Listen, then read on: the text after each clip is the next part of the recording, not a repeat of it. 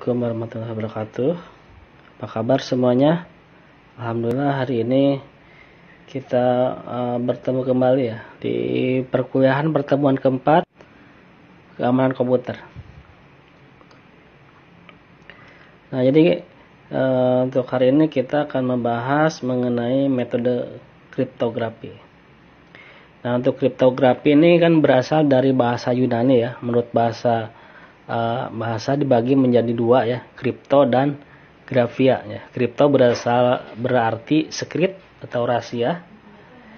Nah, dan grafia berarti writing atau tulisan. Nah, jadi menurut terminologinya kriptografi itu adalah ilmu dan seni ya untuk menjaga keamanan pesan ketika pesan dikirim dari suatu tempat ke tempat yang lain. Nah, untuk implementasi dari kriptografi jadi sangat banyak ya, bisa kita temui dalam kehidupan sehari-hari seperti automatic teller machine atau ATM. Untuk penggunaan ATM untuk banking ya, bahkan mulai meningkat menjadi internet banking dan mobile banking. Nah, untuk komunikasi elektronik seperti telepon tetap yaitu ya, seluler, SMS, MMS. Nah, komunikasi via internet ya seperti email, jadi messaging, chatting, voice call, dan e-government, e-commerce. Nah, jadi banyak digunakan untuk sehari-hari ya. Jadi menurut catatan sejarah, kriptografi ini sudah digunakan oleh bangsa Mesir ya sejak 4000 tahun yang lalu ya, oleh raja-raja Mesir pada saat perang untuk mengirimkan pesan rahasia kepada panglima perangnya melalui kurir-kurirnya. Nah, orang yang melakukan penyandian ini disebut kriptografer. Sedangkan orang yang mendalami ilmu dan seni dalam membuka untuk memecahkan suatu algoritma kriptografi tanpa harus mengetahui kunci tersebut disebut kriptanalis. Itu ya. Nah, jadi seiring dengan perkembangan teknologi, algoritma kriptografi pun mulai berubah, jadi menuju ke arah algoritma kriptografi yang lebih rumit dan kompleks. Nah, kriptografi mau tidak mau harus diakui mempunyai peranan yang paling penting dalam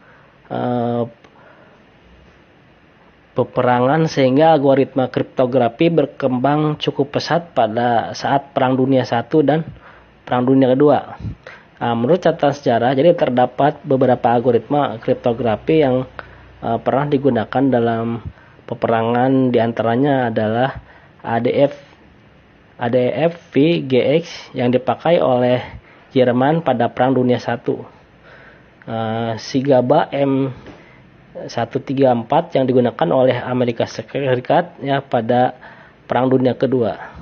Nah, kemudian Tipex oleh Inggris dan Purple oleh Jepang. Nah, selain itu Jerman juga mempunyai mesin legendaris yang digunakan untuk memecahkan sandi yang dikirim oleh pihak musuh dan peperangan, yaitu Enigma ya. Nah, dalam menjaga kerahasiaan data gitu ya, di kriptografi ini transformasikan data jelas, atau data jelas itu data awal ya, plain text, ke dalam bentuk kata sandi. Kata sandi itu bisa disebut dengan ciphertext. Nah, yang di dalam dapat dikenali ya. Nah, ciphertext inilah yang kemudian dikirim oleh pengirim kepada penerima. Nah, setelah sampai di penerima, ciphertext tersebut ditransformasikan kembali ke dalam bentuk plain text agar dapat dikenali gitu. Nah, proses transformasi dari plain text menjadi ciphertext tersebut encryption atau enkripsi, sedangkan proses mentransformasikan kembali ciphertext menjadi plain text disebut proses dekripsi ya. Nah, untuk mengenkripsi dan mendekripsi data, kriptografi menggunakan suatu algoritma cipher gitu ya, dan kunci atau key. Nah, cipher adalah fungsi matematika yang digunakan untuk mengenkripsi dan mendekripsi data. Nah, sedangkan kunci merupakan sederetan bit yang diperlukan untuk mengenkripsi dan mendekripsi data.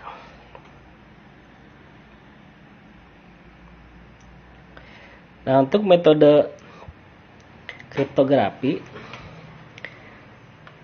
nah di sini Julius Caesar ya, seorang kaisar terkenal Romawi yang melakukan banyak bangsa di Eropa dan Timur Tengah untuk menggunakan suatu teknik kriptografi yang sekarang disebut dengan Kaisar Chipper untuk berkorespondensi sekitar tahun 60 sebelum Masehi. Nah, teknik yang digunakan untuk sang kaisar adalah mensubstitusikan alfabet secara berurutan, yaitu oleh alfabet ketiga yang mengikuti, misalnya alfabet A diganti oleh D, gitu ya, atau diganti dengan B atau oleh E dan seterusnya, gitu.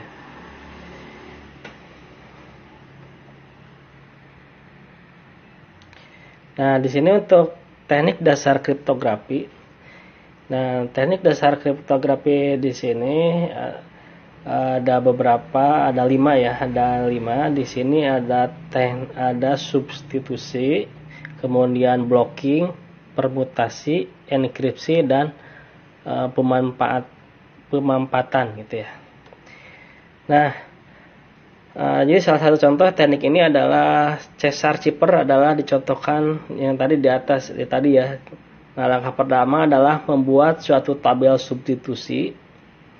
Nah, kemudian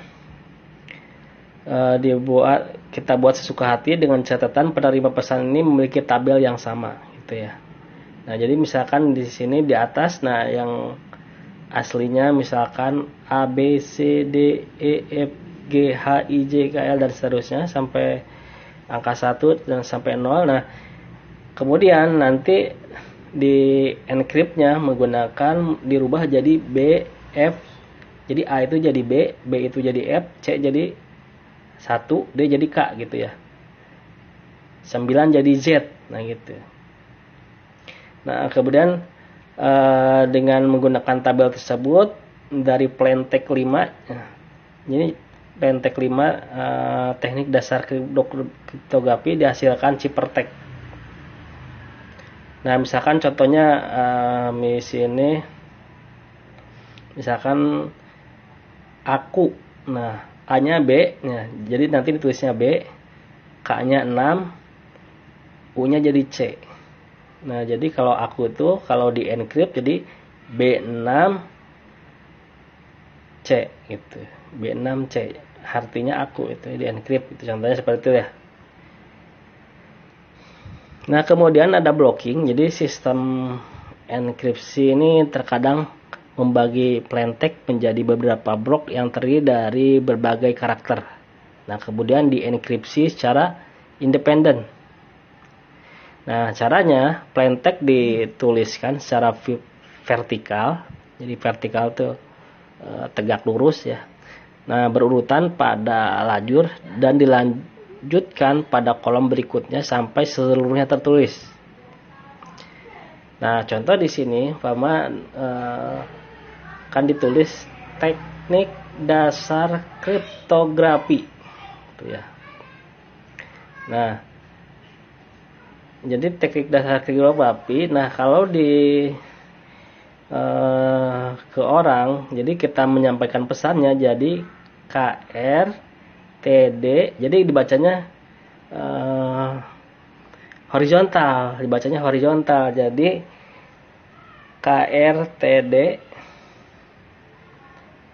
RAEAIF KSPINAT AIRO itu ya ditulisnya.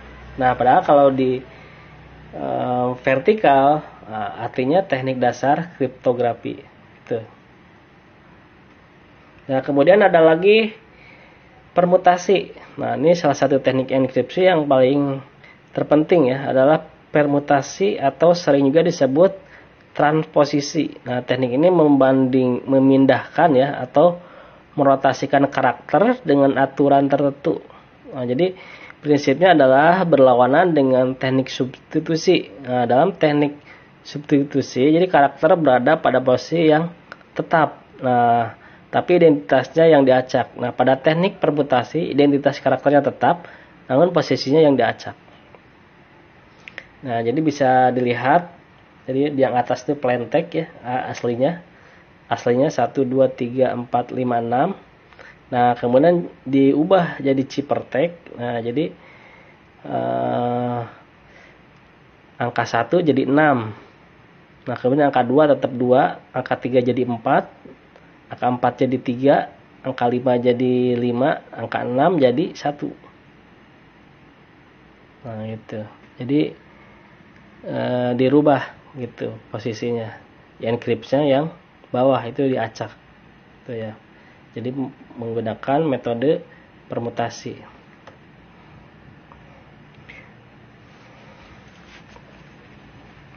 Nah, kemudian ada lagi ekspansi. Nah, di sini suatu metode sederhana untuk mengacak pesan adalah dengan memelarkan pesan ini dengan aturan tertentu. Ini salah satu contoh penggunaan teknik ini adalah dengan meletakkan huruf konsonan atau bilangan ganjil yang menjadi awal dari suatu kata di akhir kata itu dan menambahkan akhiran an. Nah, jika suatu kata dimulai dengan huruf vokal atau bilangan genap, jadi ditambahkan akhiran i. Tuh. Nah, di sini bisa dilihat contohnya, misalkan plain text-nya belajar bersama. Belajar bersama. Nah jadi ciphertext-nya jadi ciphertext-nya jadi 61 elajar ban sama ban. Nah, itu jadi di ekspansi. Nah, kemudian ada lagi pemampatan. Nah, jadi ini mengurangi panjang pesan atau jumlah bloknya dengan cara lain untuk menyembunyikan isi pesan. Nah, contoh sederhana, ini menggunakan cara menghilangkan setiap karakter ketiga secara berurutan. Nah, jadi karakter-karakter yang hilangkan disatukan kembali dan diusulkan sebagai lampiran dari pesan utama. Jadi dengan diawali oleh suatu karakter. Itu ya. Jadi dihilangkan. Nah, untuk aturan penghilangan karakter dan karakter khusus yang berfungsi sebagai pemisah menjadi dasar untuk proses deskripsi ciphertext menjadi plain text kembali. Nah, dengan menggunakan kelima teknik dasar kriptografi, jadi kita bisa menciptakan kombinasi teknik kriptografi yang sangat banyak. Jadi kita bisa menggunakan salah satu yang ingin kita gunakan. Nah, kemudian untuk aplikasi enkripsi, jadi beberapa aplikasi yang melakukan enkripsi untuk pengamanan data dan komunikasi, gitu ya. Jadi banyak aplikasi, apalagi sekarang udah dunia digital, jadi banyak sekali ya yang membutuhkan aplikasi untuk enkripsi. Nah, pertama ada di jasa telekomunikasi. Nah, jadi enkripsi untuk mengamankan informasi confident, baik berupa suara, data maupun gambar yang akan dikirim ke lawan bicara. Gitu. Jadi dalam komunikasi itu kan sangat penting baca informasi. Nah, informasi itu harus susah dibaca atau disadap orang-orang lain, jadi harus disembunyikan. Nah, kemudian ada enkripsi pada transfer data. Nah, jadi ketika mengirim suatu data gitu, itu juga perlu di-encrypt atau disembunyikan. Nah, kemudian enkripsi untuk menjaga copyright atau informasi yang diberikan. Jadi ketika kita atau suatu informasi itu disampaikan, nah misalkan membuat copyright, jadi ini buatan saya gitu ya. Nah, copyright itu bisa disembunyikan. Jadi ketika orang dikiranya wah ini bebas copyright, ternyata ketika berhadapan-hadapan dengan yang punya, ternyata di encrypt gitu ya, tandanya, signaturnya. Nah, kemudian militer dan pemerintahan. Nah, dalam pemerintahan dan militer ini pastinya banyak informasi atau data yang perlu dirahasiakan gitu ya. Rahasia negara, jadi orang tidak boleh tahu. Nah, tentunya membutuhkan aplikasi enkripsi. Nah, di sini enkripsi diantaranya digunakan dalam pengiriman pesan. Tentunya kalau pesan itu pasti akan membutuhkan enkript. Nah, kemudian menyimpan data rahasia militer kenegaraan dalam media. Nah, kemudian penyimpanan selalu dalam keadaan terenkript. Jadi rahasia negara, rahasia militer itu harus terjaga, disembunyikan. Nah, kemudian data perbankan. Nah, di sini informasi transfer uang antar bank itu harus selalu dalam keadaan terenkripsi. Nah, jadi misalkan si customer itu belanja secara online, nah berarti datanya itu harus terenkrip, tersembunyikan. Misalkan sejarah transaksinya segala macam gitu ya. Nah, kemudian pengamanan elektronik mail. Nah, ini menggunakan pada saat ditransmisikan maupun dalam media penyimpanan. Nah, di sini tentunya ketika kita mengirim email, nah email itu dikirim bisa rahasia gitu ya, sangat rahasia. Ya, tidak sembarangan orang bisa melihat gitu. Nah, kemudian kartu plastik. Nah, ini enkripsi pada SIM card, kartu telepon umum, kartu langganan TV. Nah, ini harus bisa di enkript juga, atau kartu ATM gitu, atau kartu pemeriksaan medis. Nah, ini perlu adanya enkripsi gitu ya. Nah, jadi di dunia digital, nah sekarang kan dunia udah digital itu ya, seluruh belanja, transaksi online segala macam ya, tentunya sangat penting ya menggunakan teknik atau metode enkripsi gitu ya, atau metode kriptografi. Nah, sampai di sini untuk pertemuan hari ini ya, mudah-mudahan bisa dipahami ya. Jika kurang silahkan mencari lagi di berbagai sumber, bisa dari internet, dari buku gitu ya. Sekian, assalamualaikum.